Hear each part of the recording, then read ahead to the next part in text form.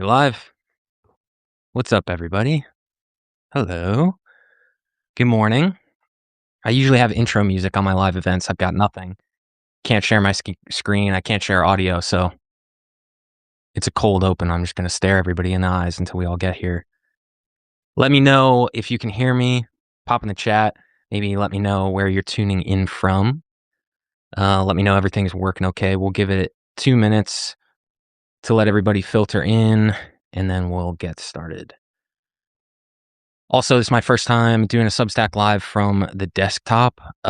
So for all of those that have Substacks that are curious, I'll let you know how this goes. Seems pretty smooth so far, but keep me posted. If you can't hear me or anything like that, let me know, and we'll troubleshoot on the go. So what's up, Gene from Sacramento? Big discussion today talking about Spotify. So I'll go through this a couple times, but what we are discussing today is going to be the streaming economy, Spotify specifically. It's basically going to be going off an article that I published earlier this week. I'm going to be running through that article and talking about it a bit. So if you want to follow along in real time, you could go ahead, click the link in the chat. That'll take you to the article that I have published on Monday. That's what we're going to be going through today. I'll say this a couple times, but one thing I really want to encourage is a discussion here. So if you've got questions, if you've got thoughts, feel free to put them in the chat. What we're trying to do with this live stream, with Mad Records, with the article that I published, is just start a discussion so we can start to talk about these topics. I know there's a lot of emotions, a lot of feelings, a lot of thoughts around Spotify and what's going on. And so this is kind of step one of trying to actually assess the situation, get clear on what the problems are, and then that way we can come up as an artist community with solutions moving forward. So again, if you want to follow along in the article, I just posted that in the chat there. I don't know if it'll take you out of the live stream if you click it. So if that happens, you just rejoin. But that's what I'm going to be looking at. So if you see my eyes looking over here, I'm following along with the article and walking through that. But again, ask your questions at any time. Pop in, have a discussion. Only thing I ask is that we keep things civil and friendly, right? We're all artists. We're all lovers of art here. So we're all trying to work towards solutions. So as long as we have a healthy discussion, then we're all good. So if that link isn't working for you in the chat, if it didn't hyperlink it to, you could just go to my Substack page, and it's the last article I published called My Official Stance on Spotify. So cool. All right. We will get going in a second. What's up, Gene from Sacramento? What's up, Joya from Columbus? What's up, Juliana? Good to see you, Juliana from Brazil. PTH Music Co. from Newcastle. Claire's here. Oh, Claire's my favorite. I've told many a story about Claire. I love you, Claire. I miss you. All right. Let's get started. Here we go. All right. For anybody joining here that doesn't know who I am or what Mad Records is, my name's Michael Gilbride. I am an ex-Wall Street corporate bond trader. I spent 3 years trading corporate bonds, and I quit that career in 2020 to become a musician. Terrible financial decision, great personal decision. Quit that job in 2020 to become an artist, launched my solo project, which is a project called Telco, and pretty quickly kind of realized how broken the music landscape is for independent artists. And so I spent a couple years at that point in time helping to build an online education company called mastering.com. It's an online music production company. Was the GM of that company for a couple years, and then eventually launched Mad Records, which is an artist collective for artists, producers, musicians, where we help teach and help build businesses for artists, producers, and musicians. So again, what my passion is, the thing that I love doing the most, is helping to teach business skills to artists, helping to advocate for artists, helping them to build their businesses, helping them to understand the fundamental business principles that it takes to get traction with your music, build an operating business, and actually build something sustainable, as opposed to just, making content for social media and hoping that it blows up one day, right? So building real strategies for artists. So that's why I was really passionate and excited to talk about this topic today, which is the Spotify problem, because there's a lot of discussion around it. And I've noticed that there's a lot of really good arguments and a lot of very valid feelings, but I think sometimes those two get conflated, and it's hard to actually assess the situation, understand what's going on in this streaming economy with any sort of clarity. And if you don't have clarity on what the problems are, it's really difficult to come up with any sort of solution. So instead of everybody going at each other's throats about Spotify and what the problems are, what I wanted to do today is kind of go through and see and let you know and open up the discussion to what I see the actual problems being, objectively speaking. And then again, as a group and moving forward with our Substack, potentially proposing some solutions and things along the way. So let's dig into it. I'm going to reference my article here again, like I said, for anybody that's just joined. So if you want to follow along, it's the latest article that I published on my Substack. So let's dive in. So there's a couple disclaimers that I want to get out of the way before I start to kind of talk about the actual topic at hand. And disclaimer number one is this article, this discussion that we're having is my assessment of what Spotify actually is, not what I want it to be. So, of course, I would love it if Spotify paid everybody, $100 million just for simply releasing music. That would be amazing. I would love that, right? It's not the reality. And so, what I'm trying to do with this discussion is just get a real objective understanding of what's actually happening. What is the streaming economy right now? What is Spotify doing? Why are they doing what they're doing? And then we could get clarity moving forward. So again, if you hear me talking about these things and it sounds a little blunt or a little pragmatic, it's not because I don't understand how people feel about these issues. It's because I'm trying to be honest about what the landscape actually looks like. So again, this is about what Spotify is, not what I wish it would be. Disclaimer number two, this is an attempt at a nuanced discussion. I know that those are not super in vogue right now. You got to take a hard stance one way or the other when it comes to most topics nowadays. But I've talked to a lot of artists. I've worked with a lot of artists and producers and musicians, and people are really desperate for some sort of nuance when it comes to these conversations. So for some of you, this discussion may sound more pro Spotify than you may like. And for some of you, this may sound more anti-Spotify than you may like if you're part of the traditional industry or whatnot. But again, trying to get to the middle here and really make some sense of this. And if you ask my wife, I like it when no one ends up agreeing with me at the end of the whole thing. So that's ideal. If everybody walks away angry, then I've done my job. Disclaimer number three, this discussion is not about proposing solutions yet. I've talked a little bit about some solutions. We'll talk a little bit about like what I see as potential solutions, but that's not the goal of this discussion. The goal of this discussion is to identify the core problems and get clarity around that. So that way we can then start to have honest discussions about solutions. So like I said, it's hard to build solutions if you don't know what the problem is first. So that's what we're focusing on today. Okay. Usually I can share my screen and have a nice presentation so I don't have to look at myself the whole time. So if you see me get thrown off, it's because I have to stare at my face the whole time. All right. Let's dig in here. So when we're talking about the Spotify problem, or when we're assessing the landscape of the streaming economy, there's a lot of confusion. You're seeing a lot of people start to go at each other, like artists going at artists, people writing pieces that are getting absolutely, panned by other people, right? And there's a lot of confusion, a lot of anger, a lot of frustration. And my assessment of the situation is that people are having two separate arguments. Some people are having an argument and a debate around the economics of what is happening. And some people are having an argument and a debate on the moral side of the equation. Is this morally correct? Is what these platforms doing morally correct? Is it right? Is it fair? Is it just? And those two things are separate conversations. So, for example, someone may say, it's impossible for Spotify to pay out a higher royalty rate.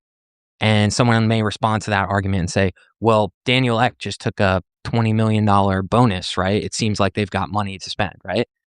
That is an economic argument and a moral argument that are butting heads, and it's going to be really confusing to try and parse that out because they're talking about different things. So what I want to do here with this discussion is I want to start with the economic side and talk about the actual economic influences that have brought about the streaming economy as we know it today. And then I want to talk about the moral side, and then we can kind of package everything together and start to see like, what does the whole situation look like? So I'm going to start with the economic side. That means for a while, I'm not going to really talk about, okay, is this right? Is this wrong? Is this moral, immoral? I'm just going to talk about what I see happening as far as the economics of the streaming landscape go. And then we'll talk about the moral side of things. But it's really important to make that distinction. And I think moving forward, as we continue to have these discussions, look out for people conflating those two. Try to really say, okay, I'm talking about the economic side of things. You're talking about the moral side of things. Both can be true, but we need some clarity around what we're actually trying to solve right now. So I'm going to start with the economic debate here. And the first thing I want to do is I want to talk about a couple arguments that I've seen that, in my opinion, don't hold water, that I kind of want to get out of the way now instead of having them hover over this conversation moving forward. So the first argument that I've seen, or the first sort of platitude that I've seen people say when talking about streaming and Spotify, is that streaming made music worthless. And people will say like, oh, streaming and Spotify, they've devalued music. Music no longer has value. And right from the jump, that to me is just simply not true. And I'm going to tell you why. Is because what streaming and Spotify devalued is the value of recorded music. And that's very, very different from music as a whole. So the recorded music industry is only 130 years old. It's not that old. It's new in the scheme of things. And that is very different. What that means is that prior to 130 years ago, the entire history of music had nothing to do with recorded music, where I was recording something and giving it to a consumer or a listener, right? So the music industry has always, always, always existed without recorded music. It's just that everybody here on this chat, unless there's, some vampires watching or something, everyone here in this chat was born into an environment where recorded music existed. And so we assume that moving forward, recording music will continue to exist and that it should be about as valuable as it was when we were born and when we were brought into this situation. That's just simply not the case, right? These industries are always going to change, grow, collapse, resurge, change form. And so it's important to understand that when we're talking about the streaming economy, we're talking about the recorded music industry, not the music industry as a whole. So this idea that streaming devalued all of music isn't true. We're talking about recorded music, and there's still so many different revenue streams outside of recorded music that have to do with the music industry. And we'll talk about those later. But it's important to understand with this conversation, we're talking about recorded music in that industry specifically. So I'll come back to that in a bit. I just want to make that clear. Streaming didn't make music worthless. Maybe it made recorded music worthless. You can make that argument, but not music as a whole. Argument number 2 that I kind of want to debunk here, or at least shine a light on, is you'll see a lot of people that will just go out and say Spotify should pay artists more. That's kind of where they leave it, right? It's just like, pay artists or pay them a penny a stream. I've seen people talk about, we should be paying a penny per stream, or whatever the case is. People would basically just say something along the lines of Spotify should pay artists more. And of course, I agree with and I sympathize with the ethos of that. I believe the same thing, would love to see that happen. But I think it's really important to understand the actual math behind what you're saying. Before you just go out and say that and don't propose any solutions. So I did some kind of back of the napkin math in this article here. And in 2024, Spotify made roughly $1.2 billion in gross profit, right? So that was their take home bottom line that they made. With 1.2 billion in the same year, 2024, there were roughly 4.8 trillion with a T on-demand audio streams across all streaming platforms. And in that same year, 2024, Spotify maintained a 32% market share among the streaming platforms, according to Media Research. So what that means is 32% of the world's total streams, which is 4.8 trillion, is about 1.536 trillion streams, you could say, were accounted for by Spotify. Again, this back of the napkin math, I don't have the real numbers, but that is going to be roughly in the ballpark of what Spotify had in terms of streams in 2024. Now, let's assume Daniel Ek, Spotify CEO, benevolent human being comes out and says, I am reinvesting 100% of my profits back into the artists. All of our profits are going right back to the artists so we can pay them a higher royalty rate. So let's say they reinvest all $1.2 billion across those 1.536 trillion streams. The increase in the royalty payout would be 0.0007 cents per stream. So 0.0007 increase in royalty rate per stream. That means that if you have a track that gets 10,000 streams, you would get an additional $7.81. You can buy like a third of a salad nowadays with that. So at the tail ends of like a bell curve distribution, right? If you're Taylor Swift and you're making, you got billions of streams every year, that little royalty increase is going to make a difference for you. But again, we're trying to advocate for independent artists. We're trying to get independent artists paid more. That increase in payout rate is going to make no difference to you whatsoever.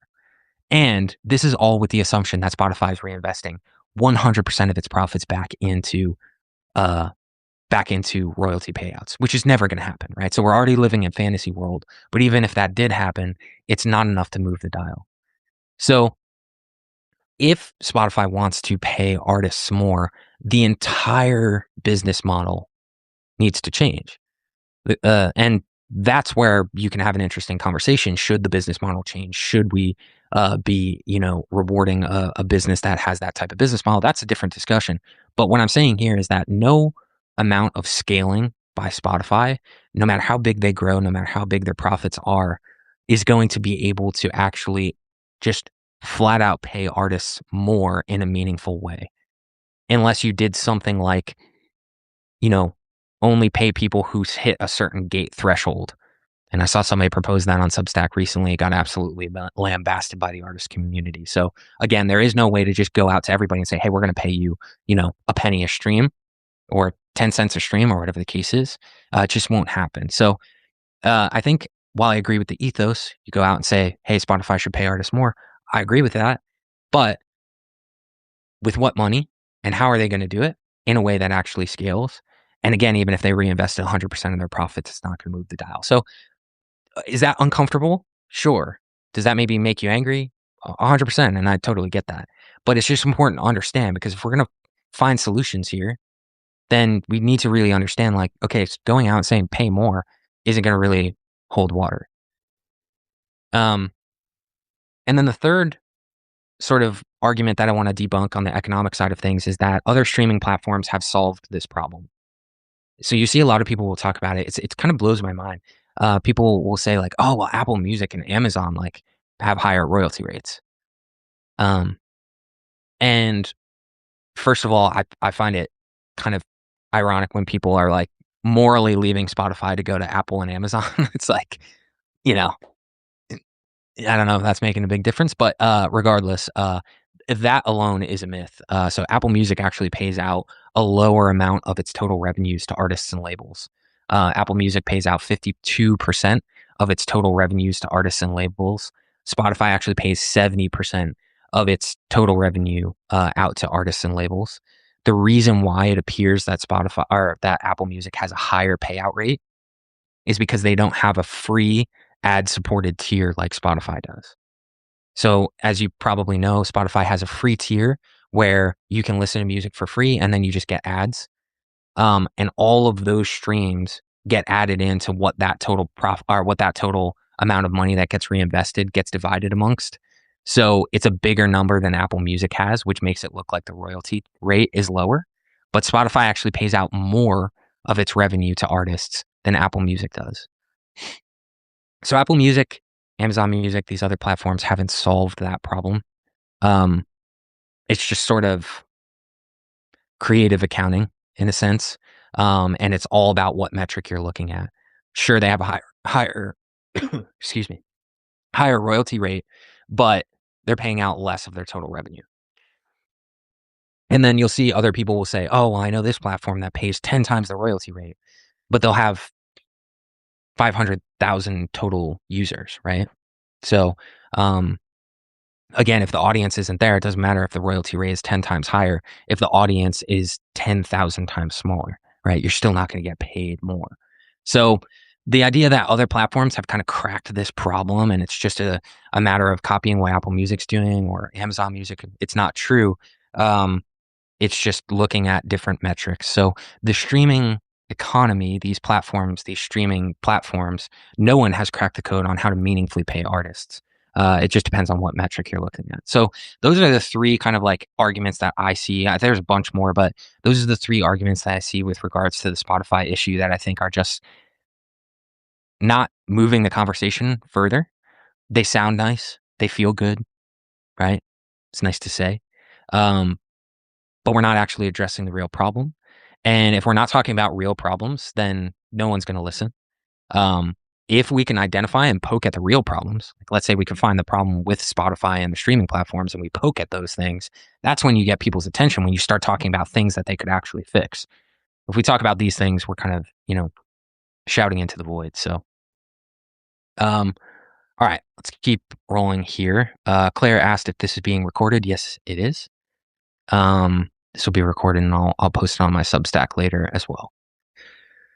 Okay, so let's get into the first pillar of what I see as the economic issue here, and that gets to supply and demand. So again, I would love to have visual cues for this so I could show you guys. We'll keep things a little bit more interesting than staring into my dead eyes for an hour, but I'll try and keep this fresh. I'll try and keep it interesting. Um, the main core problem, economically speaking, with the streaming economy right now is a supply and demand problem. So if you've never seen a supply and demand graph, it is an X like this. There you've got one line going up, one line going down. One line represents supply, one line represents demand. And where those two intersect is theoretically where the price of that product is going to be, right? So where supply meets demand, that's where your price is. And so price will move up when a lot of people want something, aka demand increases, or when there's less of something available, aka supply decreases. So if you remember, like, I think it was like Tickle Me Elmo, there was one Christmas that was like the gift to have, right? And so there were no Tickle Me Elmos anywhere. And so people were paying, $1,000 for one doll or something like that. That is no availability of supply and a lot of demand. And that's what drives the price way up, right? Price moves down when less people want something, so demand decreases, or when more of that thing is available, aka supply increases. I release music, no one wants to listen to it. That demand is not there. There's a lot of supply. That price point is almost zero. I'm joking. Some people like it. But if you have a lot of something and not a lot of demand, then price point's going to be lower. So there you go. I saved you a few $1,000s for a college degree. That was my finance 101. But supply and demand is fundamental reality of how our economy works. Again, you may like that, not like that. That's okay. But that is how prices get determined in our economy for the most part. It's why ticket prices will increase as like less seats become available. And then it's also why, widely available commodities like salt and sugar, those things are so cheap because there's just so much supply. So when it comes to the streaming environment, you have to understand that, let's say 60 years ago, 50 years ago, it was incredibly hard to release music. There was a pretty significant barrier to entry to be able to release music. You essentially had to go to a studio. You had to get in a studio. You had to go to the studio. You had to record an EP, an album, whatever the case was. You had to press that onto physical media, CDs, vinyl, tapes, whatever the case was. You had to distribute those and hope that someone picked you up and then mass distributed you out to the world via a record deal or whatever the case was, right? And so the barrier to entry to releasing music was really hard, which means that supply was a lot lower. And as if you remember what I just said, if supply is a lot lower, the price for that product when it actually comes to market is going to be higher, right? As the barriers to entry for creating music have gotten lower and lower and lower, that supply has increased radically. I think we all know the stat of how many songs get uploaded to Spotify on a daily basis. It's like 60,000 tracks or something like that, right? I've got my interface right here. I've got my guitar. I could record and release a song later today if I wanted to do that, right? So the barrier to entry is almost zero, which means that supply has flooded in and demand may have increased, but not at the pace that supply has. And what that means is that the price of that core product is going to get driven lower and lower and lower and lower. And again, this may be uncomfortable. It's not pleasant to think about, but this is something that happens in most industries, and I'll talk about this in a bit. So simply the sheer volume of music that has come out has driven the price of that product lower. So that's just an economic sort of reality influence. It's not moral. It's just what it is right now. But that didn't come without some benefits.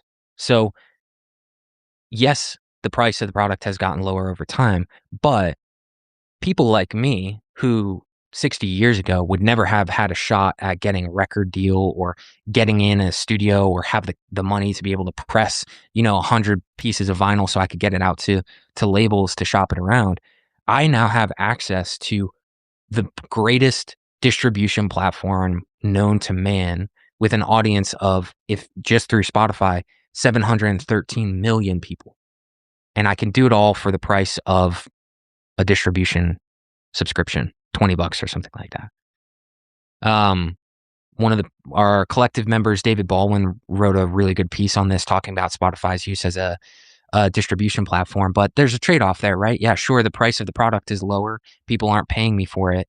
But if I get my music on Spotify, I'm in front of 713 potential people. I have easy distribution to those people. And if you had gone back 60 years and told someone, hey, you don't need a record label, you don't need an A&R, you can distribute your music and get in front of the entire world if you want to from your bedroom, they would think that we are living in utopia. But everything's a trade-off, right? And you can argue that that trade-off was made without anyone's consent, right? You traded off the price of the product for distribution, and you'd be right to say, okay, yeah, maybe we weren't all involved in that conversation. But I do think that talking about this Spotify problem without recognizing the insanely beneficial time that we live in to distribute music and to avoid gatekeepers is missing half of the equation. So this is the reality. That's the supply and demand part of it. But it's not the entire story as far as the economics behind the streaming economy so far. So one's in chat, if you guys are still awake and still alive, still listening, everybody's still there, let me know. I'll move on here. We'll talk about next thing on the economic side of things. So again, we're still sticking with the economic conversation here, and then we're going to move into the moral conversation. So second sort of core pillar that I see affecting the economics of the streaming platform is just innovation as a whole. So any product that gets created, and again, we're talking about recorded music. So think about recorded music as a product. Any product over time, as the market gets better at creating that product, as they continue to innovate, as they make things more efficient, is going to drive the price of that product lower and lower over time. So the example that I use in the article that I wrote is TVs, televisions, right?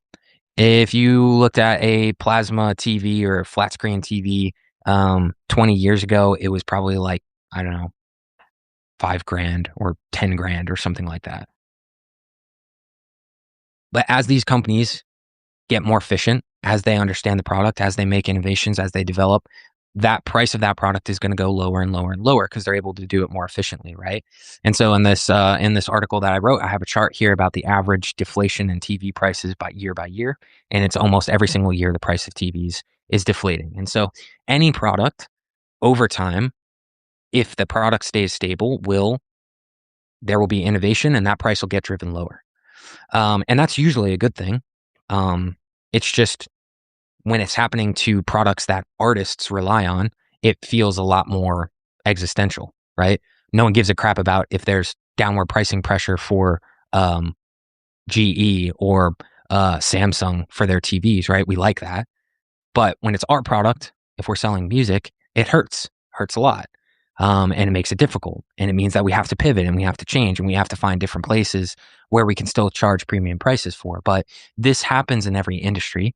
And if you look at recorded music and you look at the innovation that's taken place in recorded music, again, going back 130 years, I don't know what the process was, but like you had to record it through press it to vinyl and do it through was it gramophone, or I don't even know how it works, but it was a labor intensive process. It was expensive. It was difficult. It took a long time. It was hard to mass produce. It was hard to distribute. And over time, as these music companies and recorded music industry matured and grew and developed and became more efficient, the cost of that product went down because we got better at doing it. CDs were easier to use than vinyl. Um, MP3s were easier to use than CDs. Streaming is now easier to use than MP3s. And so with all of that, there's been downward price pressure on that core product. And again, usually that's a good thing in our economy. It's making something more accessible to the masses. The reason why it feels so painful is because recorded music has been a bedrock for artists to be able to sustain themselves for the last, 100 years or less maybe. So it hurts, it's difficult, but it is a reality. It's not something that's just happening in the music space. Again, this can feel uncomfortable. This can feel annoying. This can be frightening, and that's okay. It's a normal feeling to have. But this doesn't mean that it's not an economic reality of where we're at right now. And to go one step further, if we start to look down the road at AI and what's happening there, and the fact that AI is going to make music creation even easier. You've got tools like Suno and all of these AI tools that are going to make music creation even easier. That supply that we talked about is going to go up even more. There's going to be more innovation. You're lowering the barriers even more. It's going to be more efficient, easier to create music. So all of these things are deflationary in terms of the ultimate price of music moving forward. It's not looking like that's going to reverse trend as far as the traditional recorded music space. All of these things suggest that the price of this is going to go lower, not higher. And again, this is the point where you're probably looking at me and you're getting angry or getting annoyed or frustrated. I'm not saying that's a good thing. I'm not saying it's a nice thing. I'm not saying it's fun to experience. I'm saying that that's what's going to happen and potentially. And back when I used to work on Wall Street and would trade companies, you would see this happen all the time. You would have industries that would boom and do really, really well, and they would collapse over time as the trend moved away from them. And you think of companies like Macy's or Bed Bath and Beyond, who were these behemoths, just 20 years ago, 30 years ago, that struggled to stay alive and survive because everybody moved away from big retail stores and Amazon came in and made everything more efficient. And so Macy's and Bed Bath and Beyond have to pivot. Otherwise, same thing happens. They lose their core product and they go the way of the dodo bird. So it's not just happening in the artist space. That's the thing that I want to be very clear about. This isn't something that's like just targeted at artists and they're screwing artists. It's a fundamental reality of any product over time is that there's going to be deflationary price pressure on it. That's what we're seeing with music streaming as a whole. Okay. That's just the economic side of it. Now I'm going to shift and talk a little bit about the moral side of things. This is where I can get worked up and excited. Hopefully you're all still awake. All right. So supply and demand, innovation, those are the economic forces that are kind of putting downward pressure on streaming. However, there is a moral casing to this whole thing that makes those economic realities a little bit harder to swallow. It's one thing to look at those, economic arguments that I'm making and go, okay, yeah, that makes sense. Like, it's just something that's happening and it's my job to pivot with it. But I will say the streaming platforms and Spotify in particular have also sort of rubbed salt in the wound and done some things that morally have made this problem worse. So I'm going to talk about those now. And then we can kind of piece the whole thing together and start to think about, okay, moving forward, what are we going to do with these issues? So the first thing I want to talk about is when Spotify launched Discovery Mode in 2020. So Discovery Mode, if you're not familiar with it, allows artists to accept a lower payout in exchange for priority and algorithmic exposure from playlists, etc. So basically, I can go to Spotify and say, "Hey, I'll take less money if you give me priority for playlisting." And this was viewed as like, "Oh, it's a cool way of boosting your algorithmic push or getting additional marketing." In reality, again, if we're taking the same objective lens that we took with regards to the supply and demand issue earlier, if we look at this objectively, this is simply a way for Spotify to squeeze out additional profit from their artists. It's payola is essentially, right? You're giving up something for them to kind of backdoor you and give you an extra push or something like that. And if you are a major corporation like Spotify and you got to show quarterly returns to your shareholders and you're sitting there and you're trying to figure out, man, how are we going to show quarterly growth this year? Let's just go out and kind of pit artists against each other and see which person is willing to take less royalty in exchange for additional exposure. And as much as we all like to think that we wouldn't do that, some of us will. Some of us will take that trade off. People who believe in themselves will kind of say, hey, look, I'll take less money and I just need to get my music out there. And so it's kind of pitting artists against each other as a way of squeezing out some additional profit. That to me feels like rubbing salt in the wounds of what's already happening economically. So again, this is where we start to venture into like, is this morally right? Should this be happening? And this is the type of thing that for me has made me look at platforms like Spotify and go, this doesn't feel like anyone here in the building is an advocate for artists. And that makes me distrustful of a platform like that. Why would I build on a platform that doesn't like its own creators? Doesn't seem like a good long-term strategy. And this is where my antenna starts to go up and I start to think to myself, okay, maybe this isn't a place that I want to build my career. So Discovery Mode was a big one. The massive black eye on Spotify, in my opinion, the thing that is just impossible to kind of argue with is Spotify demonetizing tracks under 1,000 streams. So in 2024, Spotify went out and outright demonetized anyone under 1,000 streams.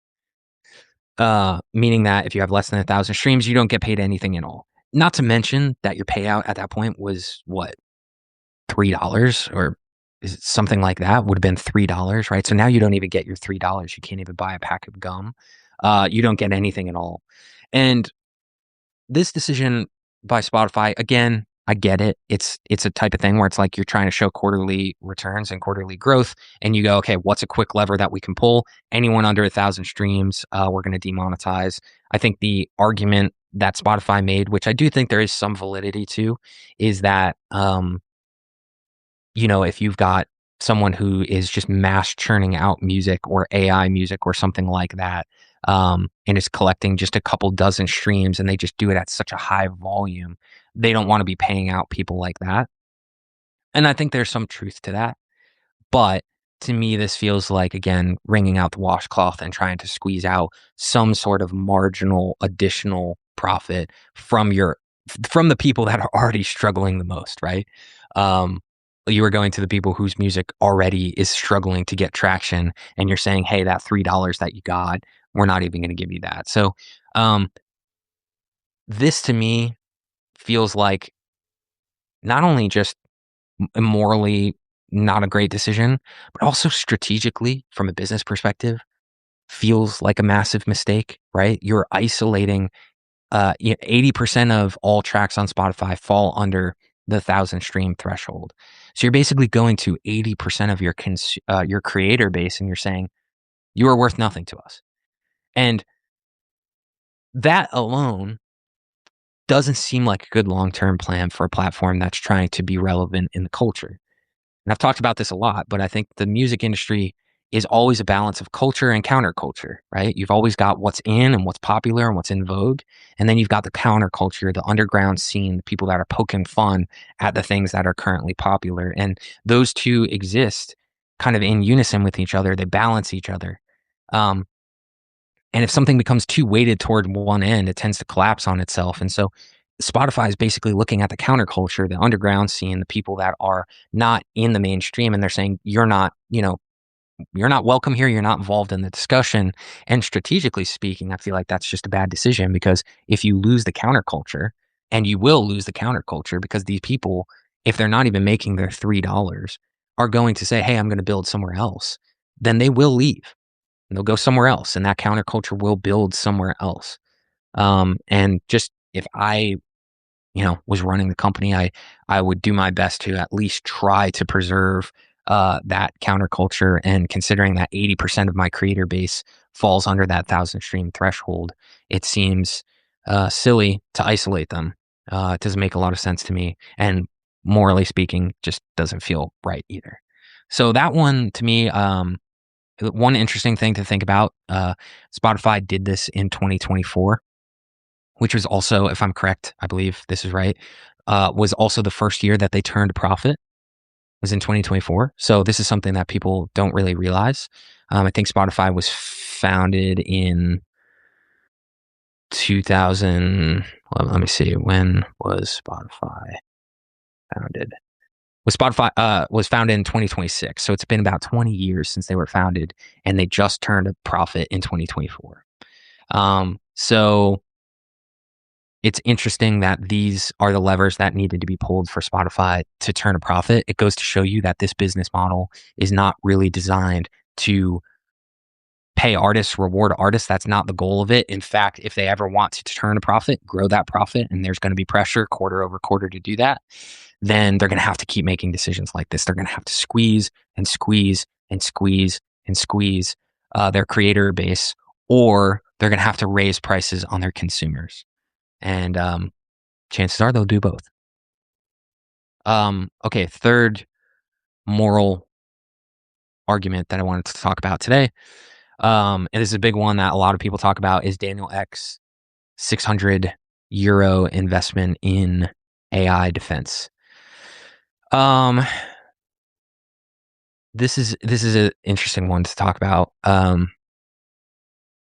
And please feel free to let me know what you think in the chat too. And we'll talk about that too.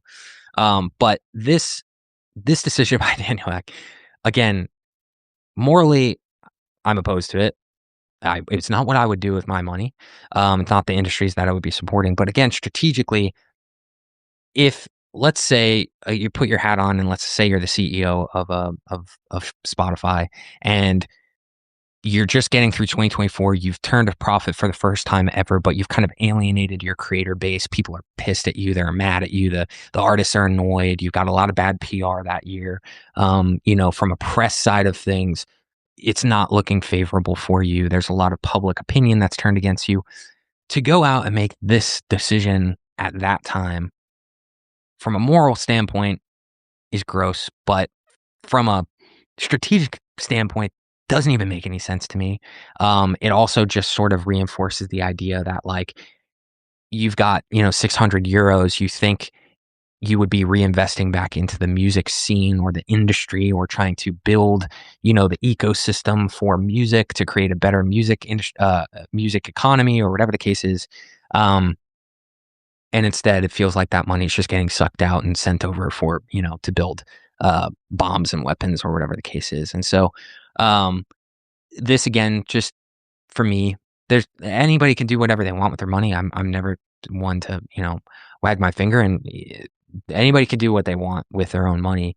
This, to me, just kind of, again, shows me as an artist or a creator, something like that, okay, this is an environment that is interested in building like an artist community, or an artist economy, or something like that. And that's okay.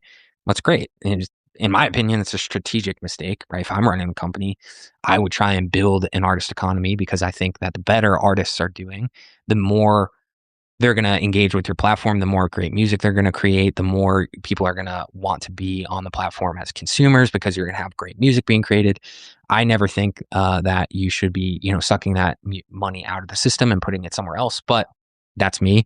I'm also nowhere near as quote unquote successful as Daniel Ek. But again, anybody can do what they want with their money. But this was another thing that just after a terrible press year in 2024 just felt like another sort of indication to say like, okay, this is not a place to be building if you're an artist. So there are a lot of other moral sort of quandaries when it comes to the streaming economy and Spotify as a whole. Those are the three sort of big ones that have been at the top of the conversation for everybody so far. And I think that those specific circumstances make it difficult to swallow what's happening on the economic side of things. If those didn't exist and it was just price deflation because supply and demand is changing and innovation is taking place and recorded music is just getting cheaper, then I think it would be a little bit easier for artists and the artist community to sit back and go, okay, I have to pivot. I have to change. I have to grow. We have to find new revenue streams, whatever. It sucks, but I could do it. When you lump in all of these moral decisions on top of it, it makes it really, really hard to accept that reality because it feels like you're getting squeezed on top of it.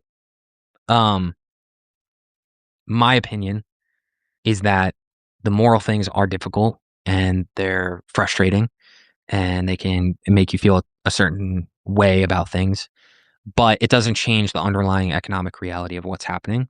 And I could get angry about it. I certainly can. And I can speak about that. I can shake my fist at it. And that's great. And you're welcome to do that. But it's not going to change the underlying economic reasons because even if you solved all of those moral issues, you still have an underlying sort of economic system that is not indicating that you're going to have any sort of like upward price pressure on recorded music moving forward, even if the moral issues were solved. So, in my opinion, as much as the moral issues suck, they're not the thing that's driving the boat here.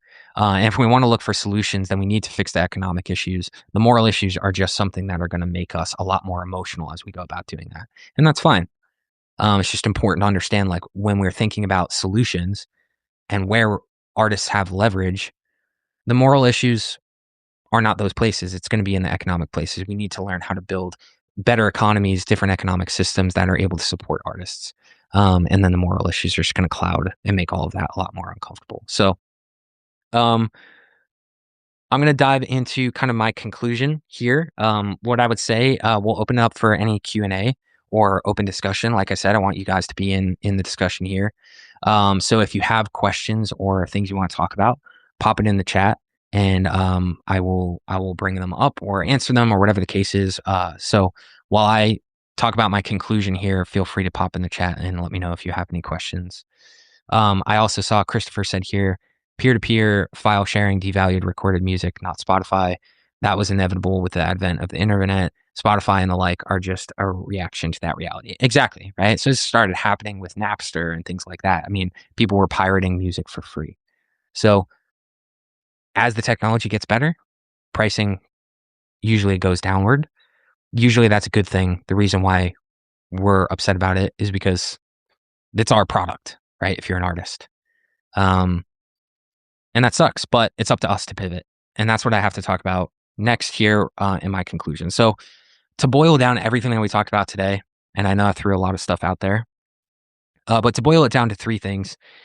Number one, natural economic forces are deflating the price of a product that has supported artists for 130 years. That just seems to be the case. This happens in every industry. Like I said, industries come and go and grow and develop and change. It's just hard for us to see that because we were all born into an environment where recorded music was just a thing that existed and supported artists and was a product with margin that you could make money on and you could support yourself. And so to watch that change and go away is uncomfortable. But if you zoom out past our own lifetime and look at the bigger picture, this happens in every industry at all times. So it's not new. It's not surprising. It's not targeted specifically at us. It's just that it's particularly uncomfortable. And it's hard to live through that period because it feels very destabilizing. So that's number one, natural economic forces. Number two, tech platforms are then exploiting the fear and panic around that issue to squeeze artists even further. So as I'm panicking about getting paid less as an artist, I'm more likely to go to Spotify and accept their discovery mode where they're going to push me out to a larger audience in exchange for me taking a lower royalty rate, right? So as that pie is shrinking more and more and more, I'm starting to look at other artists and going like, okay, how can I get an advantage here? And Spotify, these platforms are kind of capitalizing on that by coming up with things like discovery mode that sort of pit you against other artists. And again, they can make the decisions that they want to make. Would I do that personally? I don't think so. I think you want collaboration and community amongst your artists. I don't think you want them competing. Again, even if you're talking strictly from a strategic place, that's when the best music gets created. That's when you have a loyal creator base that loves your platform and wants to engage with it. So that's part of the moral layer that gets layered onto this whole conversation. And then the final thing is I think there's a lot of natural frustration that the distribution of your art does not guarantee the success or monetization of the art. So I think that a lot of this debate boils down to some frustration around the idea that I put my music out there, I put my heart and soul into this song, I spilled my heart out, and I put it out there, and I can't even get my $3 because they demonetized us under 1,000 streams. And that just hits your soul, and it sucks, and it feels embarrassing, and it feels difficult. And that is just where a lot of emotion kicks in. And that's where these arguments, these debates start to kind of go off the rails of anything that we're actually is productive and can kind of move it forward and just goes into emotional space. And I'm not saying that that's not valid or I don't understand. I get it completely. I mean, this is exactly how I felt when I started releasing music in 2020. But the distribution of your art does not guarantee the success or monetization of that art. And you'll see a lot of people that will talk about like, if I distribute music on Spotify, I deserve to get paid some sort of a wage. And it's like, it's never been like that. It was never like that. Even back in the 60s and 70s, you had to go to a studio and pay to get, CDs pressed and demos pressed that you could send to labels. And there's always in any business, in any industry, an investment cost up front that you attempt to try and get on the back end. And so I do think that there's just natural frustration with that because we are, pouring our hearts and souls out into this music and not seeing a return on that in the short term is just difficult. So that's kind of the core problems as I see them, as objectively as I can. I do think that traditional recorded music is going to continue to devalue closer and closer to zero. But that's not a bad thing. It just means that we're going to have to think creatively about revenue streams moving forward. So if you go back to that supply and demand curve, one way of raising the price back up is to differentiate your product from something else, right? And so I talked about salt and sugar being widely available commodities, and that's why the price is low. But if you've got organic sugar or you've got, some sort of special spiced salt that you use or whatever, you can charge a higher price for it because it's differentiated from other things. And so I think it's going to be up to the artist to look at what is going on Spotify, what kind of music is getting pumped out there, and starting to differentiate yourself from that so you can start to almost build a separate product. And that's where I think online communities come into play, or educational services from artists can be really valuable, or creating immersive experiences around your music, world building. All of those things are ways to kind of differentiate your product from sort of, what people will say is the slop that's going to be out on the streaming platforms. But that's moving more into the kind of solutions realm, which I'm going to save, for another discussion if you guys are interested moving forward. For now, I kind of want to focus on the core problems. But what we've seen with Mad Records is there are a lot of revenue streams out there. And this is a beautiful time. When I worked in finance, we used to pray for periods of volatility, because when things are breaking, that's when there's opportunity. And so this is breaking right now. And a lot of people are struggling to figure out what to do. And that's where opportunity is. It's your opportunity to look at this and say, this is not working. What can I do that's different? And as artists, as creative people, you guys have the brains and the abilities to think through solutions to these problems. So we need to think outside of the box. And again, David, who's a member of our community, I think he said to me, the best way to think outside of the box is to be stuck in it, right? And we're stuck in the box right now. We got to think our way out of it. And so we've seen artists in our community, in our collective, that are coming up with really interesting ways of differentiating their music and building alternative revenue streams. And that's what we're going to have to do moving forward. So I'll talk more about potential solutions moving forward. Like I said, I'm going to go through the chat here and just see if there are any questions. Let's see here. Claire said there must be other avenues to explore other than relying on streaming platforms like Spotify, where you could set up a membership entry point for your followers. Surely this would give you more revenue than Spotify's horrendous payouts. Yeah. So one thing that I talk about a lot, and I won't get into it because I could talk about it for an hour, but one thing that I talk about is like selling one t-shirt is the equivalent of like thousands and thousands and thousands of streams on Spotify. So me as an artist, I look at this and I go, okay, why would I spend all this time trying to build a streaming following when I can optimize for selling 1, 2, 3 t-shirts, whatever the case is? That's why I put so much emphasis on building a mailing list. How many of you here on this webinar right now came from an email that landed in your inbox that told you about this event? Pop a 1 in the chat if you came from an email that you got in your email.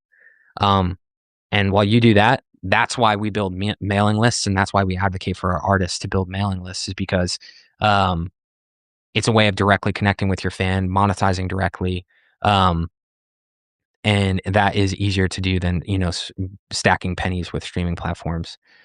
Someone says this is simply not a sustainable business model for supporting artists monetarily. Yeah, exactly, and that's true, and it's also uncomfortable, but it is true.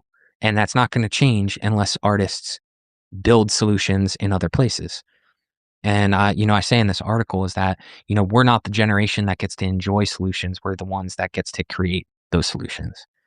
And I think that that's, once you accept that you're not the one that's going to get all the problems fixed for you, and you accept that you're the one that gets to create those solutions, it's actually a beautiful thing to realize. It's a great time to live in, because it means you can actually go out and have a difference and move the conversation forward and come up with solutions and help people. So I think, generally speaking, as artists, we need to stop sitting around and, waiting for the life raft to come by, and we need to start to figure this out for ourselves. And that to me is really exciting. That's what we're doing with Mad Records, is trying to find those solutions in real time. By the way, I'm going to keep answering questions here really quick. I was just going to say, if you enjoy this live stream, or you enjoy what we're talking about or what we're doing, if you can subscribe, or if you're already subscribed, if you can share the article that I wrote, really just helps us to spread the message of what we're doing with Mad Records. I'm really passionate about this. We've spent a long time building this.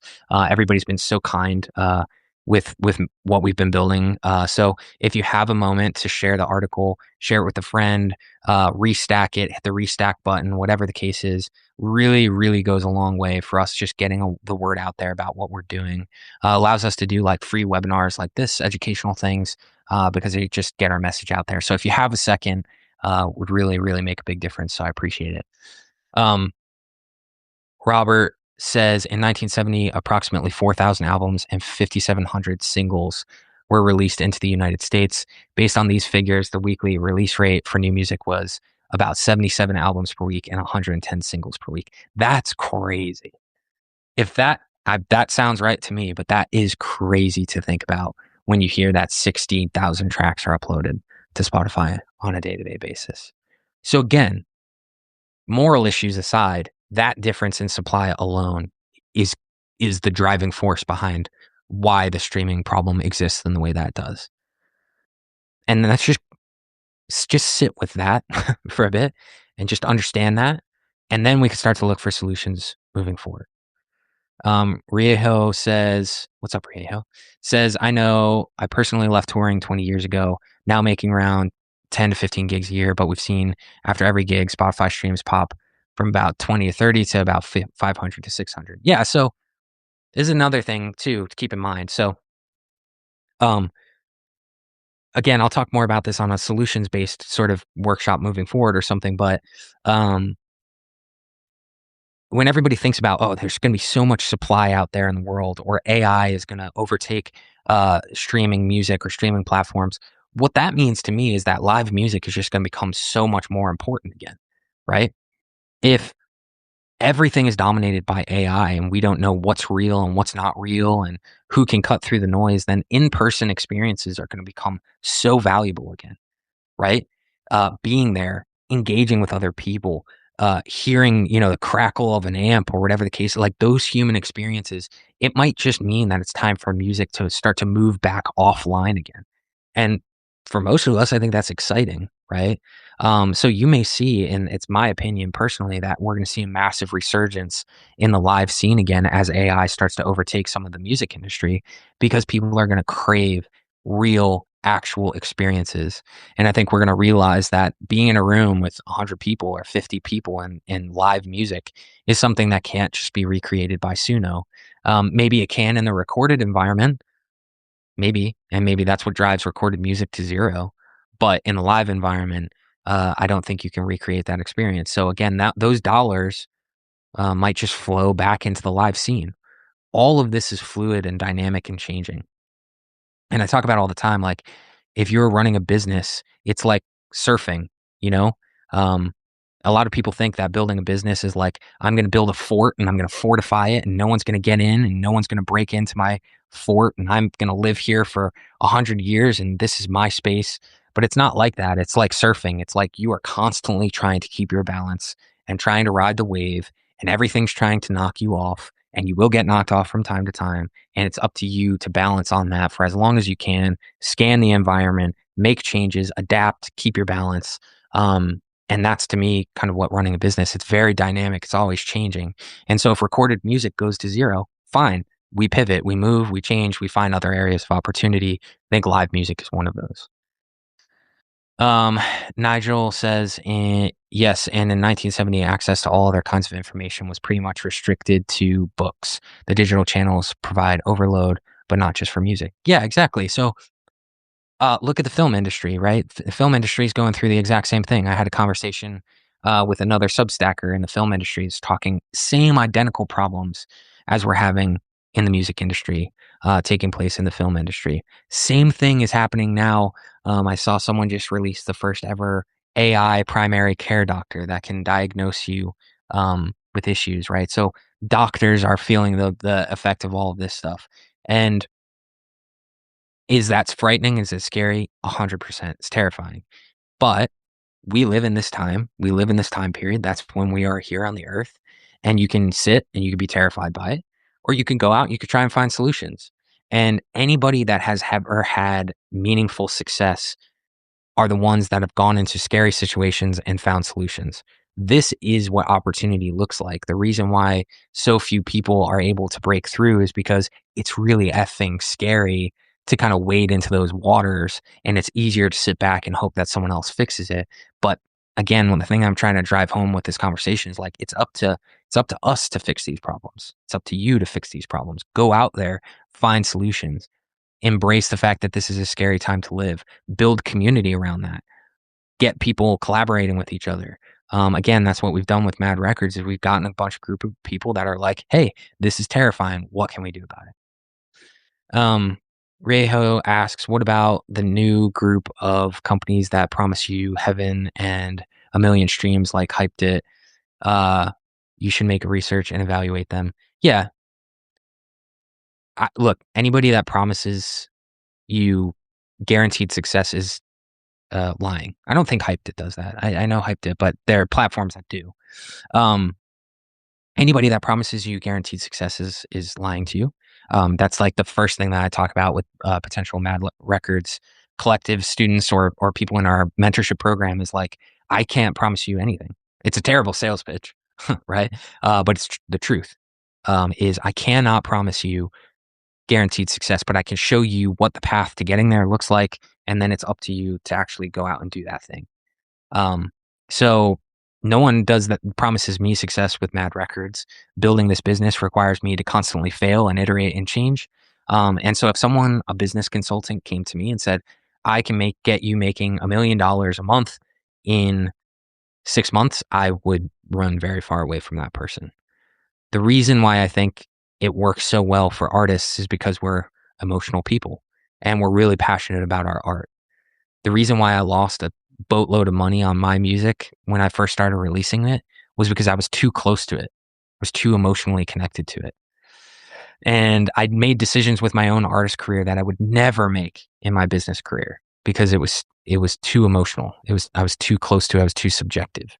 So my approach, that's where I've pivoted things and I've started teaching people, look, you got to approach your music like a business. You have to be objective about these things. If you let your emotions control it and your subjectivity and your love for your music and your passion, that's great to have. But sometimes it leaves you open to getting taken advantage of. Um, Nigel said, as Simon Sinek said back in the day, people don't buy the what, they buy the why. Yeah. Well, yeah. And this is another opportunity too with Spotify. Like, look, if Spotify goes down the route of like mass produced playlist music that is just like easy listening, non offensive, everything is pop vibe, then there's a real opportunity to bring soul back into the music somewhere else, right? That's a competitive advantage that you have, right? Like, for example, you won't hear a song with a 2-minute intro on major playlists on Spotify usually, right? They'll usually be like, oh, the intro can't be that long. We'll lose the listener or they'll click out of the playlist. And for people like me who like one of my favorite songs, my wedding song was one of them was Pictures of You. My first dance with my wife was Pictures of You by The Cure. That 2-minute intro is like what I live for, right? And so if they continue to just optimize for keeping people on the platform for forever, then all of those really interesting nuanced things are going to move somewhere else, and that's an opportunity. That's exciting, and that's a strategic advantage that you can have to go build somewhere else. Phil says, question from an audio engineer. How many artists put one song on Spotify and YouTube with the link to the album or other songs on Substack? Yeah, it's a good idea to kind of be like, hey, here's one song for free. You can get the rest of the song on my Substack. That's what I've been doing. I'm not putting any songs on streaming. I just put it all on Substack because even if the amount of people that engage with my music is 1/100th of what would happen if it was on Spotify, I'm able to at least build a relationship with that person. If they subscribe to me, I collect their email and I'm able to build a relationship with them. But I think that's what we need to start to think about is how do we get people into our ecosystem where we can build a real relationship with them. And even if that is 1/100th of the existing fan base, then that's fine because it's the only thing that matters is like what that relationship actually is. So I think you can do that. You can release one song and then try and send them somewhere else. There's a bunch of ways that you can get people to do that. That's something that we talk about in Mad Records a lot. So if you're interested in kind of learning more about that, you can join the Mad Records Collective at madrecordscollective.com. And I have a whole curriculum on kind of how to do that stuff too. So EW Hart says, totally agree with the live music world. Yep. I'm with you. Riejo says 100 people singing with you, smoke on the water. Yeah, exactly. Right. Those are the moments that you live for. Claire says, without Mad Records, we would never have gotten our music out in the public domain. We'll forever be grateful. Claire is one of my heroes. I love you, Claire. And Claire's crushed it. Yo says that's why you make a short version on Spotify that starts with a chorus hook. And if people want to hear the song, they got to buy the album. Yeah, I agree with you. I mean, if I'm being skeptical, people's attention span, like, look, if Taylor Swift does that, it will work. If Taylor Swift releases a 30-second teaser and says, hey, the rest of it is on my website, you got to subscribe to my mailing list, she's going to get loads and loads and loads and loads of emails. If me, as an artist that most people don't know, goes out and goes, hey, here's my new song, but I'm only going to give you 30 seconds of it. Most people are going to be like, screw you, dude. Like they just don't, because they don't know about me enough. Maybe there are certain people in our community that if I did that would because they know me and they're interested or they want to support me or whatever. But for a lot of people, they're not going to have the attention span to do that if they don't already know you. And so I think is more important is finding ways to build that relationship with them first and then pulling them into the music. That's another thing that we talk about a lot inside the collective. So, okay. Well, Last note, again, just a couple quick shameless plugs. I appreciate you all jumping on. This is the first one that we've done uh, on desktop, so I appreciate it. So if you liked this, let me know, and I can definitely do more of them in the future. I'll post this in on my Substack as well, the replay of this event. So if you want to go back and watch it, um, make sure you're subscribed, hit the subscribe button. And every week we do a podcast, and I also do a written article talking about music business. So if you like this, then you will definitely like that. Um, and then also to like I mentioned, if you have time to go to the article and just share it with someone, restack it, um, quote it, whatever you got to do. I really, really, really appreciate it. My goal here is to really provide a space where we can have discussions about this, be collaborative, be productive, be realistic, talk about what's actually happening, come up with some ideas, because I don't think anybody's coming to save artists. I don't think anybody's coming to save anybody, really. So we all kind of have to figure this out together. And as frightening as that is, as scary as it is, as uncomfortable as it is, I think it's a really exciting time to be in the music industry. I think there's so much opportunity. There's so much changing that I think it's going to be a really exciting time to go out and express our creativity and do things differently and come up with solutions. And so I'm really excited about building a community around that and creating some places and spaces that we can do that. So, um, yeah. So if you like it, subscribe, share the article, let people know about what we're doing here. We'll do many of more of these in the future. Thank you all for showing up. I also, for those of you who've been tracking this situation, it's day 12 without power here in Nashville. And I just found out today that we officially got power back in our house. So things are looking up. 2026 is going to be a big year. Um, and I appreciate you all for tuning in and checking this out. So have a great weekend. Um, subscribe, share, and I will see you all in the next one. Thank you all. See you soon.